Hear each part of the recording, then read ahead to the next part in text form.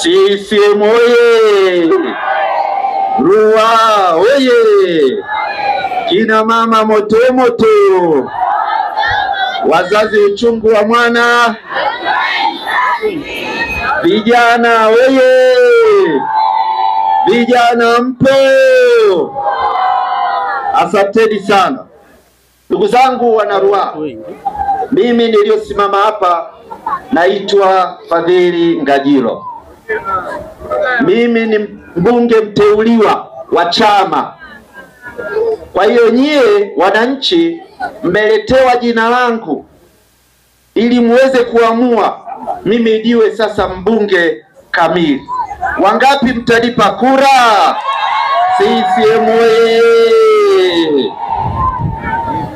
Ndugu zangu, mimi niko tayari kuwatumikia. Niko tayari kuwa mtumishi wenu kiakili, kiroho na kiafya, nimekamilika kabisa. CCM oye! Ndugu zangu, naomba niombe kura kwa ajili ya Dr. Samia Suluhu Hassan. Niwaombe msikosee. Yule mama amefanya mengi Iringa. Ninawaomba tumlipe heshima kwa kura zetu. Tumlipe heshima kwa kura zetu. Wangapi wanasema watampa kura nyingi sana Dr. Samia? Kura nyingi zijae mpaka na chechi ibaki, au sio? CCM oye! Ndugu zangu, naomba niombe kura kwa ajili ya Musa Mbungu, diwani wenu wa Ruaha. Mbungu oye! Ase Mbungu ni mtu kazi. Mmechagua mtu kazi. Wangapi watampa kura zao? Naomba niwe na amani leo. Naomba niwe na amani kwa mikono yenu. CCM oye! Asanteni sana ndugu zangu wana Ruaha. Nimesikia mengi yaliyozungumzwa hapa na nyie mmeyasikia. Wamezungumza mengi wazungumzaji, lakini Musa Mbungu diwani wenu amezungumzia changamoto zenu vizuri sana. Ameelezea namna atakavyowahudumia kwenye kata hii. Kaeleza kero na changamoto zilizopo. Mimi Ngajilo ninawaahidi nyinyi wana Ruaha kwamba nitampa ushirikiano wa karibu wa 100% kukamilisha yote aliyoyasema. CCM oye!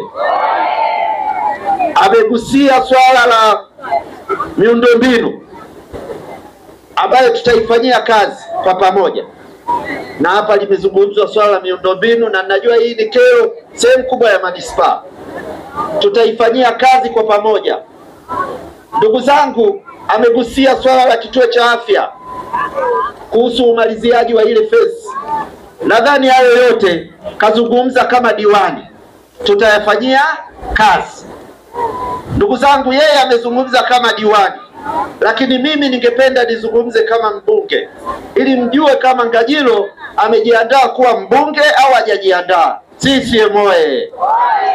Wangapi wanataka niwe mbunge bwana? CCM oye! Asanteni sana ndugu zangu wana Ruaha. Hapa yamezungumzwa masuala ya mitaji, kuwawezesha wajasiriamali, na nimemsikia Mbungu akiongea hapa. Amesema kata hii kwa 100% ni kata ya wajasiriamali. Wajasiriamali oye! Wafanya biashara mpo? Mimi naungana na nyie. Mimi ni mjasiriamali mwenzenu. Nataka niwaambie kwa miaka 5 ijayo kazi kubwa tutafanya na nyie wajasiriamali. Kazi kubwa sana. Moja ya kazi tutakayofanya ni kuwawezesha kwenye mitaji kama alivyosema Mbungu. Tutawaunganisha na taasisi mbalimbali za kuwapeni mikopo. Zitakuwa nyingi sana. Zitakuja nyingi sana. Na sisi tunapigania taasisi zinazokuja ziwe za riba nafuu. Tunakataa sana vile vinaitwa vimangala. Tunavipiga vita. tunataka muhudumiwe na taasisi zinazowaheshimu, zinazotoa mikopo yenye riba nafuu. Hilo ndio jambo kubwa tutakalolifanya. Lakini mimi kama mbunge nina maono yangu ambayo nataka niwaongoze wananchi wangu kwenda sehemu fulani. Mnajua, hata mnaojua maandiko matakatifu, mnajua Musa alivyowatoa wana wa Israeli kule Misri, akiwapeleka kwenye nchi ya ahadi kwa miaka 40. Wao walikuwa hawajui wanaenda wapi, ila waliambiwa tunaenda kwenye nchi ya nini? Ya ahadi, nchi yenye matunda na asali, si ndio? Walikuwa wanamfuata Musa tu, akisema kwenda kushoto wanaenda, kulia wanaenda, miaka 40, mpaka walipofika mahali wanaambiwa sasa nchi ya ahadi hiyo hapo tumefika. Sasa Musa wenu ni mimi. Mimi Ngajilo ndio niliyetumwa nije niwaongoze nyinyi. Mimi ndio niliyetumwa nije niwaongoze nyie. Sijaja kwa bahati mbaya. Maandiko yanasema viongozi wanaundwa na Mwenyezi Mungu.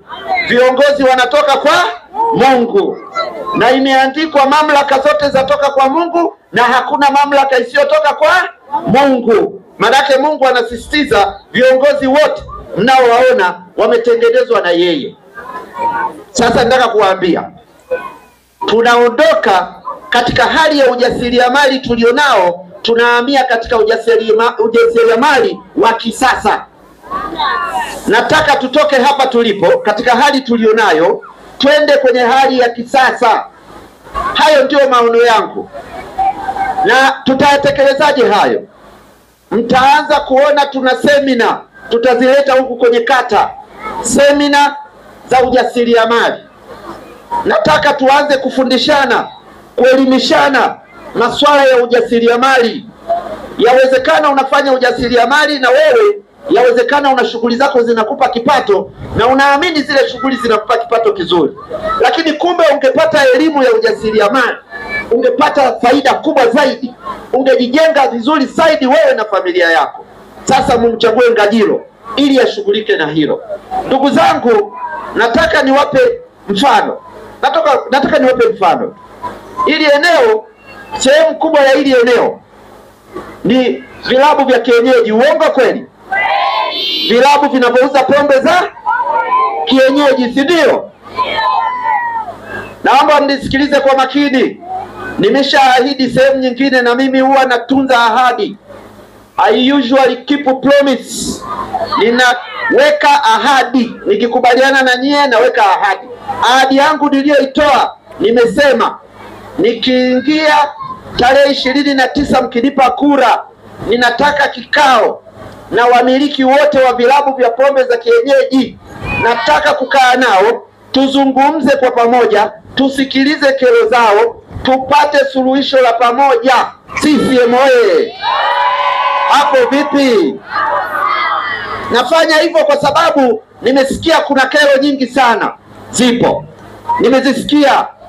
Sasa hatuwezi kuendelea kukaa na donda ndugu ndani ya manispaa yetu. Kama kuna tatizo tulitatue kwa pamoja. Na ndio maana kuna sehemu nyingine nimesema hivi vilabu tunavyoita vya kienyeji, hivi vilabu vimesomesha watu mpaka wamekuwa na madigrii, wengine ni mainjinia, wengine ni wasomi kabisa kwenye nchi hii, wamesomeshwa na pombe hizi za kienyeji. Lazima tuziheshimu. Lazima tuheshimu kazi za watu, na ni lazima tuheshimu shughuli hii ya kuuza pombe za kienyeji. Lakini ili tuweze kusikilizana, na nimewaambia sehemu nyingine, mimi sipendi sana kuita vilabu vya kienyeji. Naona kama vinashushiwa heshima hivi. Kuitwa vya kienyeji. Tuvilazimishe vipande hadhi, viwe vilabu vya kisasa. Tutoke kwenye uwenyeji, twende kwenye usasa. Hata wale wa vyombo wanaotusimamia watakuwa wanatuelewa kwamba tumelazimishwa. Na nimewaambia kama kuna changamoto ya mitaji kuviboresha, tutawaunganisha na taasisi za fedha. Lakini tutawapa elimu ya ujasiriamali, kuwatoa katika huo uwenyeji kwenda kwenye usasa. CCM oye! Nyie mnaelewa, hata hawa bodaboda sijui bajaji sasa hivi hawaitwi bajaji wala hawaitwi bodaboda, wanaitwa maafisa usafirishaji. Kwa nini? Kwa sababu wameanza kupanda hadhi, wameanza kuishi kwa vigezo, mpaka kuna kanuni, taratibu. Wanaanza kuambiwa, we bajaji mtakuwa mnapita njia hizi msipite. Pale sasa ndio mnaanza kuwa rasmi, mnaanza kutambulika. Maana yake wameanza kutambulika, lazima na sisi biashara zetu hizi tuzilazimishe ili zitambulike, ili ziweze kuonekana kwamba zina tija na zinalea familia zetu. Hawa wakina mama wanaohangaika kuuza hapo, wakina baba wakitoka hapa na faida hiyo, ndio inayoenda kulea familia, ndio inayotibu watu wengi katika mji wetu wa Iringa. Na sisi tuliozaliwa hapa tunajua hilo. Kwa hiyo hatuwezi kupuuza hilo. Vilabu zaidi ya 20 vipo hapa vimeajiri hawa watu. Eti leo tuvipuuze, tutawapeleka wapi watu wote hao? Nani atakayewaajiri walipe mshahara nyie? Kazi hiyo hiyo mnayofanya shikilieni hapo hapo. Sawa sawa. Mbunge nimesema shikilia hapo hapo. Mimi nakuja tuzungumze ili tuviboreshe zaidi. CCM oye! Ndugu zangu, kwenye elimu ya ujasiriamali najua wapo vijana wanazungumzia mitaji kwa ajili ya ajira na kadhalika.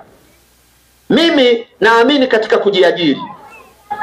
Muda mrefu sana tumekuwa na utamaduni wa kufikiria kwamba ukisoma lazima uajiriwe na lazima ufanye kazi uliyosomea. Sio kweli. Sio kweli. Wewe hata kama umesoma uhasibu, mhasibu mzuri kabisa, kuna kazi, hauna hela, tusikilize sisi sasa, tukupe maelekezo. Tutakuleta kwenye semina, utajifunza kazi ile ambayo moyo wako inakwambia ufanye.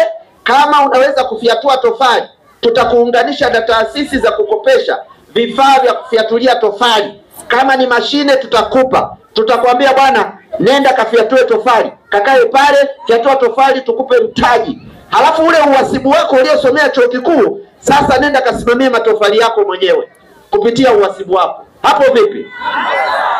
Usisubiri kuajiriwa wakati wewe mwenyewe una uwezo wa kujiajiri. Wako wale wenye uwezo wa kutengeneza hata vitafunwa kwa ajili ya watu kunywa chai asubuhi. Siwapewe tu elimu ya ujasiriamali alafu waunganishwe na masoko ili waweze kufanya kitu. Kuna sehemu nyingine nimewaambia, nafikiri ilikuwa Mwangata, niliwaambia hivi, hii Mwangata kuelekea Isakalilo na kadhalika, wako wakina mama wengi wanajishughulisha na uzalishaji wa vitafunwa hivi maarufu kama bagia. Wangapi wanapenda bagia? CCM oye! Wangapi wanapenda bagia? Kuna mtu mmoja aliniambia, sasa wewe Ngajilo msomi, unaenda kuzungumzia bagia kweli mbele ya wananchi? Kweli? Zungumzaga mambo ya barabara, sijui mambo makubwa, uwanja wa ndege unajengwa. Hayo ndio mambo unatakiwa kuzungumzia. Nataka kuambia Ngajilo ni msomi wa aina yake, ni wa tofauti. Mimi huwa nazungumzia mambo yanayogusa mtu mmoja mmoja. Ninataka kufanya kazi ya kubadilisha maisha ya mtu mmoja mmoja, na hayo ndio maelekezo ya ilani ya uchaguzi. Kuna uwezekano wa kuanzisha chama cha ushirika. Ni mfano tu. Wale wa ushirika wa bagia, nimetoa mfano tu, wanaweza wakawepo wengine nao wakatengeneza vyama vya ushirika. Mkaamua kwamba nyinyi bagia hizi mnazozalisha mkaziuze Dodoma. Dodoma pale kuna soko, na kuzitoa hapa mpaka Dodoma ni masaa 3 ukizipakia kwenye mabasi ya IBC pale. Si ndio kweli? Sasa ndugu zangu, na mtu mwingine ataniuliza kwani Dodoma hamna bagia? Nitamwambia sikiliza bwana. Dodoma kuna soko la vitafunwa na utafiti uko wazi. Ukitaka nenda hata leo. Ukipeleka bidhaa yoyote Dodoma inauzika, kwa sababu pale kuna watu wengi sana. Nyinyi mnaelewa, serikali yote imehamia Dodoma. Zaidi ya wafanyakazi 30,000 wamehamishiwa Dodoma. Wale hawanywi chai, wale hawanywi chai na vitafunwa. Sasa wale ni wafanyakazi tu walioletwa, wacha wenyeji waliokuwa wanaishi pale. Haya, kuna wanafunzi 40,000 wa chuo kikuu tu cha UDOM Dodoma pale, Dodoma University, wale tu wako 40,000. Nikuulize, mkipeleka vitafunwa kutoka Iringa hamuuzi pale? Sasa huo ni mfano tunaowapeni mimi. Yaani ninachotaka kumaanisha ni hiki. Kazi yangu mimi mbunge ni kuwaonyesheni njia kwamba mzalishe, twendeni tukauze kwenye masoko makubwa. Inaweza ikawa Dodoma, inaweza ikawa Dar es Salaam, inaweza ikawa Morogoro, lakini tutafute masoko makubwa ili nyinyi mnachozalisha muweze kupata faida kubwa zaidi. Wewe unayeuza kidogo leo, tukupeleke ukauze kikubwa zaidi. Hii ilani yetu ya uchaguzi inasema wazi, tuanzishe vyama vya ushirika vya wajasiriamali, makampuni madogo madogo. Na watu wengine watashangaa, watasema sasa bagia inaweza ikamtoa kweli mtu kwenye umaskini? Nitakwambia inakutoa. Matajiri wote mnaowaona duniani, wazee wanaweza kawa mashahidi, matajiri wote mnaowaona walitajirika kwa kuuza vitu vidogo vidogo. Leo hii kuna watu hapa wanauza pipi, si mabilionea? Pipi ya hapa hii, mwenyekiti wa Ruaha, una kiwanda hapa cha Ivory. Pipi hii nimeenda kuikuta huko Botswana. Pipi hii inaliwa South Africa. Pipi hii inaliwa Zambia. Hawawezi kuwa mabilionea wale? Chini wewe ukiambiwa pipi inaweza kukufanya uwe tajiri utadharau? Wale hawajadharau, wameiblandi, wameenda nayo, imeenda kwenye soko, wameiuza, wamekuwa na hela. Haya, Bakhresa ni tajiri namba 1 au namba 2 Tanzania. Lakini shughuli anazofanya mnazijua? Anauza vitu vidogo vidogo, ice cream, mikate, keki. Hivyo ndio vinamfanya awe tajiri. Wewe nikuulize, shughuli gani unafanya na leo hii unaidharau? Unaona haiwezi kukubadilishia maisha yako.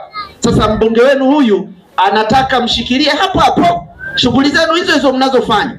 Tunaondokea hapo hapo kwenda mbele, hakuna kuyumba. Yaani tunakutoa kwenye hiyo shughuli yako, tunakupeleka kwenye usasa zaidi, uende ukatengeneze faida zaidi. Na mbinu nimeshawapa. Mbinu ya kwanza ni kuwapa semina za kutosha za ujasiriamali, lakini ya pili ni kuwawezesha mitaji ya fedha, ya tatu ni kuwawezesha teknolojia, vifaa vya kufanyia kazi. Wewe ambaye unakaanga vitafunwa, unakaanga chipsi, tukuletee vifaa ambavyo ni vya kisasa zaidi.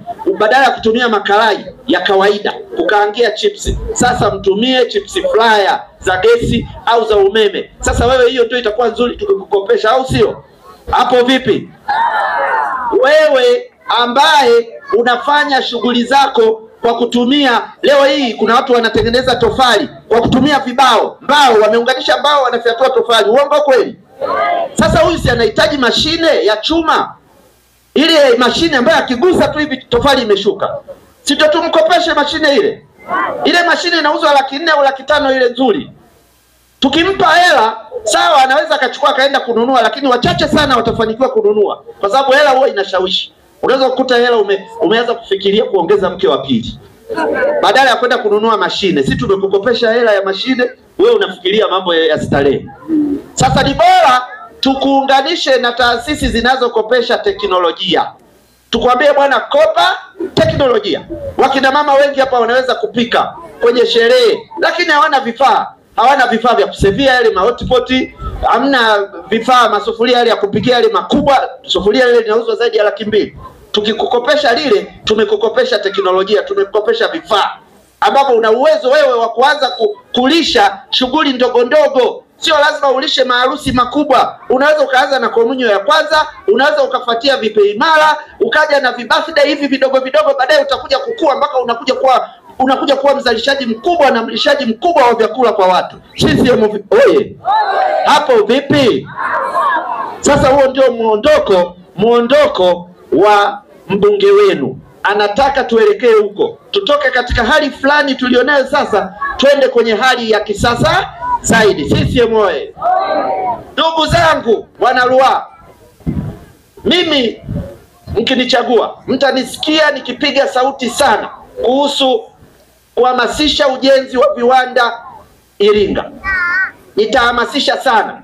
Najua viwanda, wawekezaji wa nje na wa ndani wapo wenye uwezo wa kujenga viwanda ndani ya Iringa.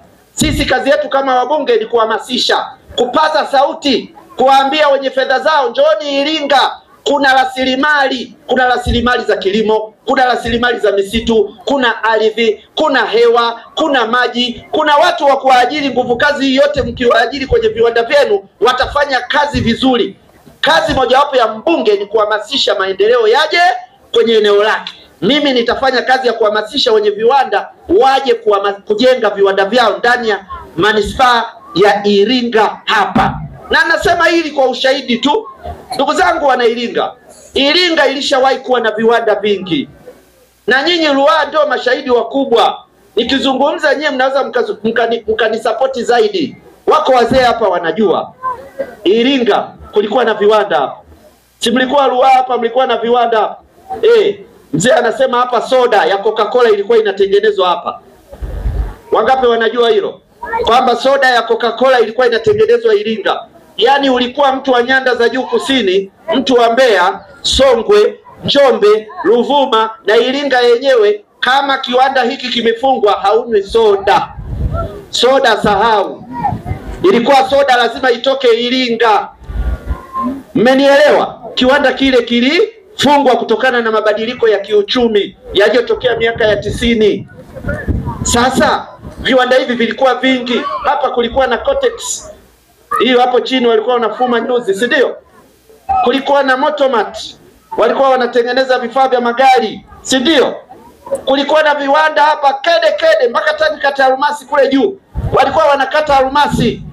Iringa ilikuwa na vibe kubwa sana kwenye viwanda. Miaka 1990 kurudi nyuma.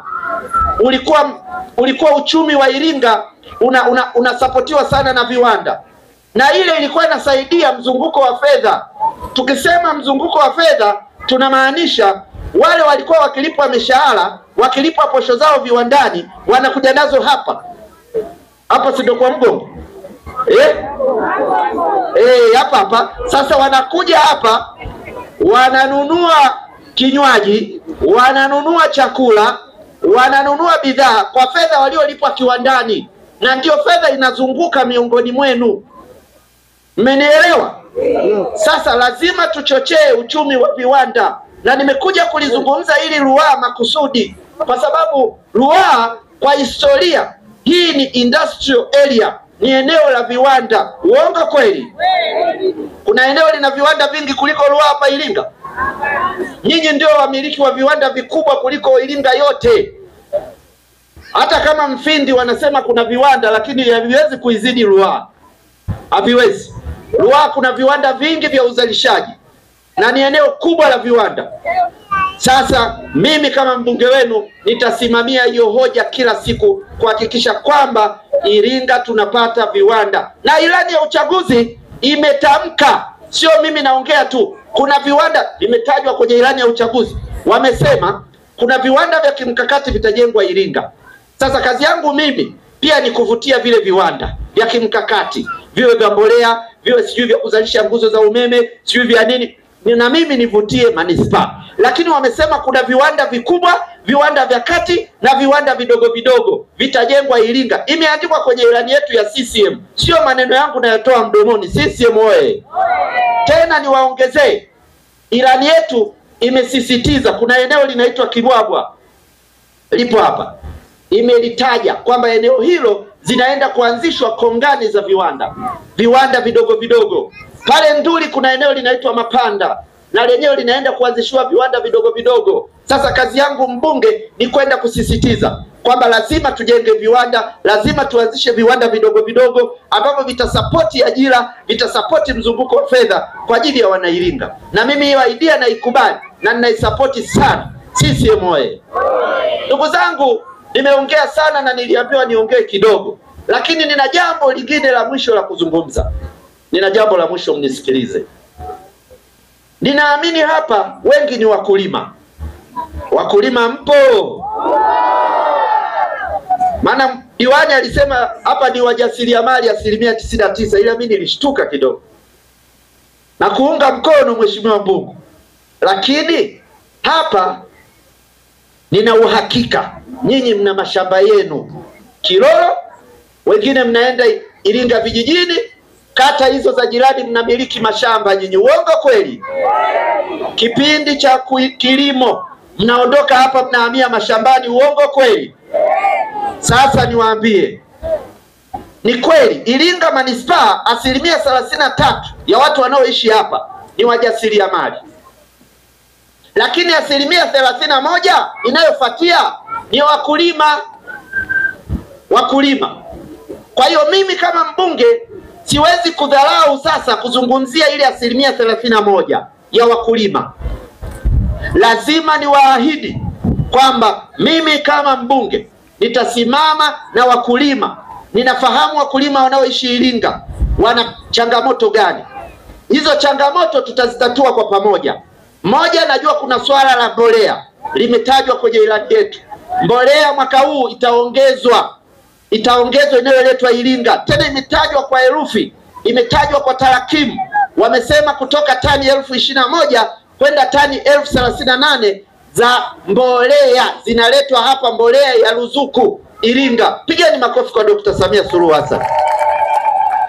Hiyo ni mbolea, na sisi kama viongozi tutasimamia kuhakikisha nyie mnazipata vizuri bila kero kama zile zilizotokea miaka 2 iliyopita. Tutazishughulikia hizo kero, lakini ninaendelea kusisitiza elimu ya ujasiriamali kwenye kilimo. Hii ndio pointi yangu sasa nitaka niwapeleke. Najua mnafanya kilimo na nyinyi ni wazoefu. Najua mmelima miaka mingi. Najua mnafahamu sana kilimo. Mnajua kulima, mnajua kuandaa mashamba, mnajua kuvuna, ninafahamu. Lakini mimi naamini sana kwenye elimu ya ujasiriamali. Nataka tutoke kwenye kile kilimo cha wanaita kilimo cha kula, cha kutegemea kula tu. Unalima ili ule chakula, subsistence economy. Tunataka tutoke pale twende kwenye kilimo cha biashara, kilimo cha ujasiriamali. Sasa hivi kuna kilimo cha ujasiriamali kinawafanya watu wawe matajiri. Wako watu wanawekeza kwenye kilimo na wanakuwa matajiri sana sasa, lakini kwa sababu hamjaambiwa, hamjaonyeshwa njia, mnashindwa kufahamu. Na nataka niwaambie siri nyingine, niseme nisiseme. Sio lazima siku hizi ukalime shamba mbali huko. Siku hizi watu wanaweza wakalimia nyumbani na wakawa mamilionea. Yaani mtu anaweza akawa na nyumba yake hapo, akaamua pale kichochoroni, akapatengeneza vizuri, akaamua kutengeneza linaitwa shamba la uyoga, akaanza kuzalisha uyoga wake pale. Na anauza uyoga wa kutosha kuliko wewe unayeenda kwenda kulima Kilolo. Akawa anazalisha uyoga mwingi wa mamilioni ya hela na anakuja kuwauzia watu. Sasa hivi mboga za majani unaweza pia ukazalisha popote. Sasa hamjafundishwa. Ni elimu inabidi upewe. Ni elimu ya gardening, kufanya kilimo majumbani.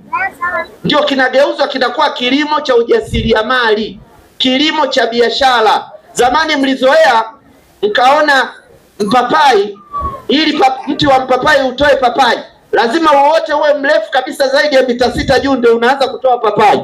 Leo hii kuna mbegu na kuna teknolojia ya kuzalisha mpapai huo hauzidi hata futi 6, yani urefu wangu mimi, na unazalisha mapapai mengi sana kuliko hata ule mpapai uliokuwa unausubiri wewe kwa miaka 3 ili ukuzalishie. Sasa hayo ndio mambo mazuri yanakuja. Tunataka tuwaletee walimu wawafundishe namna ya kutengeneza fedha ukiwa hapo hapo nyumbani kwako, wala upige hatua hata 2 mbele. Unaambiwa hapo ulipo una uwezo wa kufuga sungura ukapata faida. Hapo ulipo una uwezo wa kufuga samaki ukapata faida. Ukiwaambia watu hivyo wengine wanakuwa hawaelewi. Watu wengine wanafikiria bado samaki lazima tukavue mto pale kwenye bwawa la Mtera. Sasa hivi unaweza ukachimba tu hapo nyuma ya nyumba yako bwawa dogo la mita 1 kwa mita 6 na wataalamu wakakufundisha ukaanza kufuga samaki pale nyumbani kwako. Sisi serikali tumeshaahidi kupitia ilani ya uchaguzi ya chama kwamba tunaanza kuzalisha vifaranga vya samaki. Vile vifaranga vya samaki vitaletwa Iringa vingi sana. Sasa mimi kama mbunge wenu siwezi kukaa kama mbunge mtazamaji. Mimi nataka niwe mbunge mtekelezaji ili niweze kushiriki kuhakikisha kwamba ninawaunganisha nyinyi na hizo teknolojia na hiyo mitaji na hizo biashara ili muweze kuondoka katika hali iliyopo. CCM oye!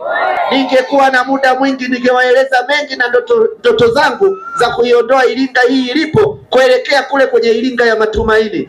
Wangapi wananiunga mkono? CCM oye! Wangapi watampa kula nyingi Dr. Samia? Samia oye! Musa Mungu oye! Madiwani wale mliopo hapa, naomba mje hapa madiwani, tuombe kula kwa pamoja. John. CCM oye! John, simama hapa mbele yenu. Ndio tunajiandaa kwenda kuwa madiwani wa baraza la madiwani la halmashauri ya Iringa hii, halmashauri ya manispaa ya Iringa. Tunaenda kuzungumza masuala yenu, tunaenda kuwatetea nyinyi, kuwapigania pale manispaa. Tunaomba kula zenu zote tarehe 29 mwezi huu wa 10. CCM oye!